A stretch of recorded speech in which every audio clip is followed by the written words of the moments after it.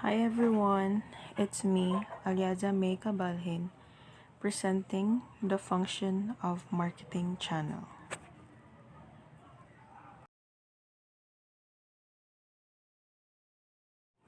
Learning objectives. To understand distribution functions, function performed by marketing channel.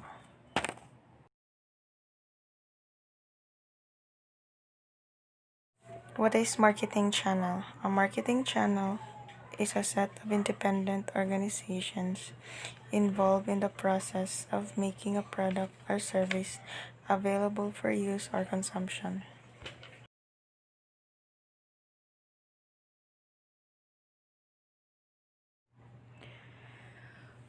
What is the work of marketing channel?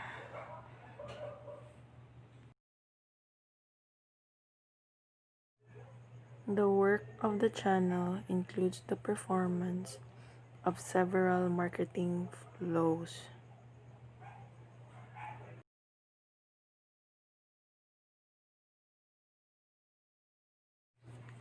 Channel is perform many vital distribution functions.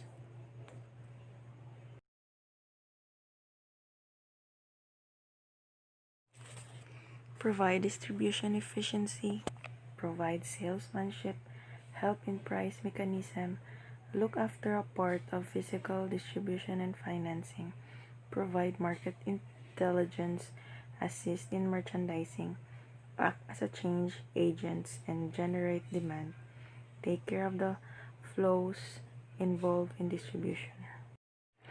Provide distribution efficiency. The channel brings together the manufacturer and the user in an economic manner and thereby provide distribution efficiency to the manufacturer.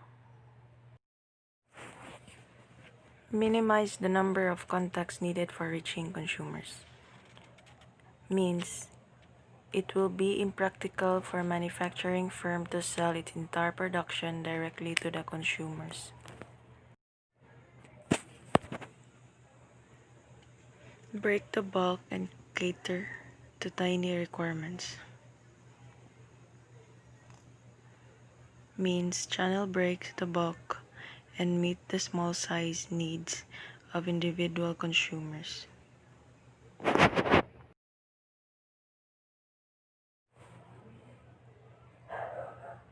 Supply products in suitable assortments. Means channel also combine products and components manufactured by different firms and offer them in assortments that are convenient in users. Provide salesmanship. Marketing channels also provide salesmanship, in particular the help in introducing and establishing new products in the market. Help in price mechanism. This channel help implement the price mechanism. This is vital for the consummation of the marketing process. The manufacturer would find it difficult to complete this step without help of the channels. Look after a part of physical distribution.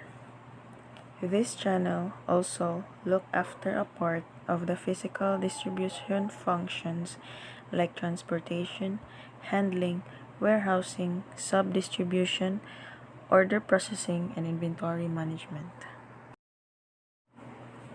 Assist in merchandising is another important function performed by marketing channels. Merchandising, especially display, complements the selling efforts of the company and act as a silent salesman at the retail outlet. Provide market intelligence. Channels provide market intelligence and feedback to the principal. In the nature of things, channels are in good position to perform this task, since they are in constant and direct contact with the customers. Act as change agents and generate demand. In certain cases, the marketing task involves diffusion of some innovation among consumers.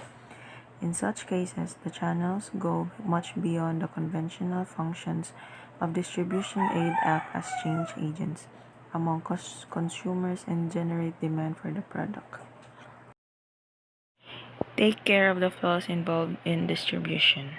The distribution process can be viewed as a series of flows: the physical flow of products, the title ownership flow, risk flow, the negotiation flow, the financing and payment flow, the information flow, and promotion flow.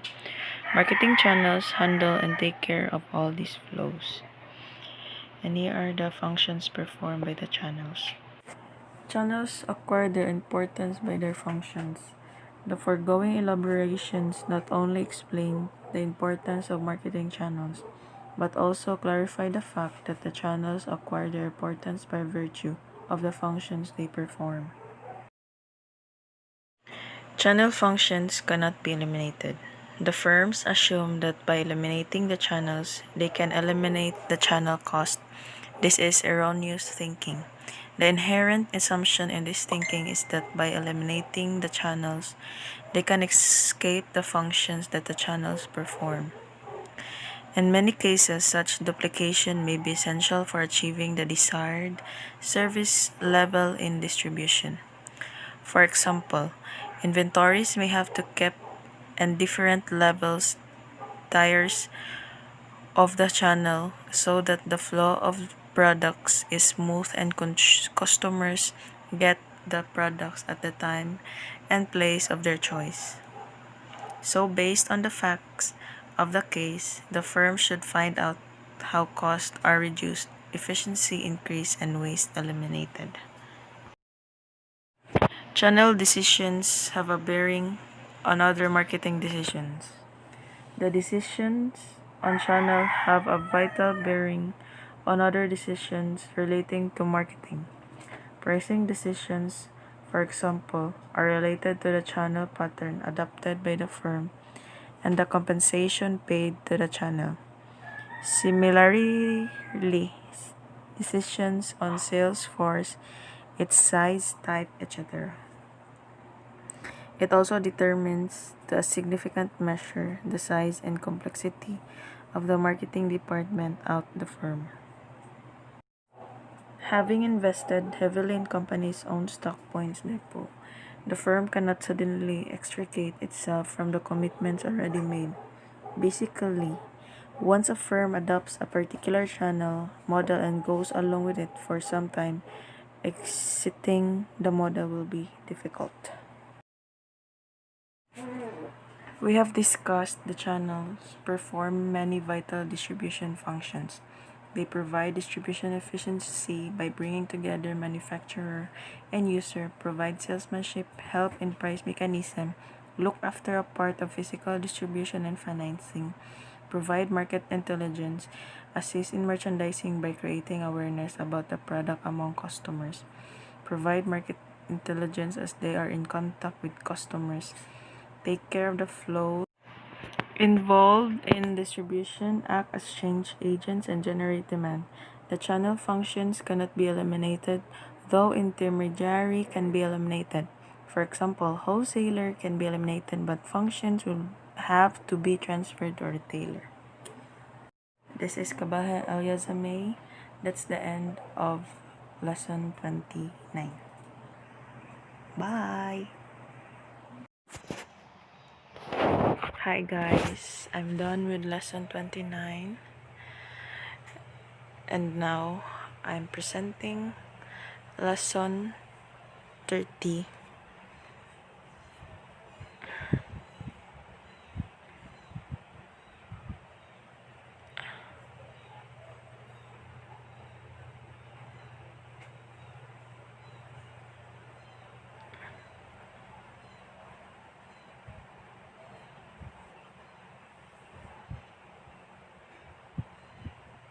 Channel design.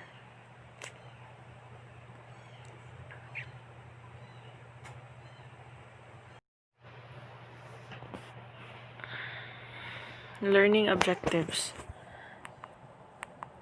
To know the steps in channel design. In channel design, segmentation, positioning, targeting.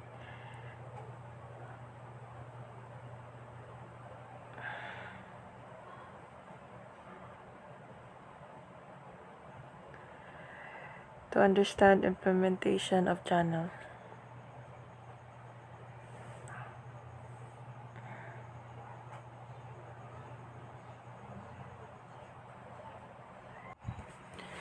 This question is well worth asking, given the great expense of establishing marketing channel and the high cost of poor decision making in this area. The marketing channel challenge involves two major tasks. First, to design the right channel, and second, to implement that design. The implementation step requires an understanding of each channel member's sources of power and dependence, an understanding of potential for channel conflict, and a resulting plan for creating an environment where the optimal channel design can be effectively executed on an ongoing basis. Designing a channel system. First, formulating the channel objective is the first step in designing a channel system. The objectives clarify what is sought to be achieved by having the channels. All firms seek to realize certain common objectives by having the channel. Second, identifying channel. Identification of the functions to be performed by the channel is the next step in designing channel system. Channel design depends on the functions expected of the channel, and that channel functions must be identified in the specific context of the firm in order to get practical direction in designing the channel system. Third, linking channel design to product characteristic. Different products require different channel system. The firm should analyze the characteristic of the product and choose the channel system that matches the product best. Consumers and industrial goods, for example, need different channels. Evaluation of the distribution environment. This firm should also take into account the distribution environment obtaining in the country or territory. It should evaluate the vital features of the distribution environment and ensure that the proposed channel design is compatible with them. Distribution environment in the broader sense includes the trade-related legal environment as well. Fifth, evaluation of competitors' channel designs. This firm should also study the competitors' channel patterns before designing its channel design. Quite a number of firms do settle down for a follow-the-leader policy in channel design. They find it an easy route, but such approach may deprive them of the chance to score an edge over competition through the channel strategy. 6. Matching the channel design to company resources. This firm with limited sources settle conventional channels. Firms with limited sources and small volume of business will normally find it difficult and economical to option for own channels. For such firms, establishing branch showrooms, depot, retail outlets on their own will result in high unit costs of distribution, which they cannot afford. They better off by depending on conventional channels. In fact, they are usually counted with a small network of conventional intermediaries. 7. Evaluating the alternatives and selecting the best. With the completion of foregoing steps, the number of alternatives would have narrowed down considerably. The firm must evaluate these alternative designs and choose the best among them. Keeping the system flexible. The physical distribution system should also be kept flexible. Marketing is never static. Thus, in keeping with the dynamic nature of marketing, the physical distribution system should remain flexible. At the same time, flexibility has an associated cost. Often, that is why issue of economy versus flexibility is raised while designing a physical distribution system. even at the cost of economy. Some flexibility must be retained. It would come to the help of the firm in the future. Channel design, segmentation. One of the fundamental principles of marketing is the segmentation of the market. Segmentation means the splitting of the market into groups of end users who are, first, maximally similar within each group, and second, maximally different between groups. Channel design, targeting. At this stage of the analysis, the channel manager is equipped to decide what segments to target. Note carefully that this also means the channel manager is now equipped to decide what segments not to target. Knowing what segments to ignore in one's channel design and management effort is very important because it keeps the channel focused on the key segments from which it plans to reap profitable sales. Channel design, establish new channels or refine existing channels.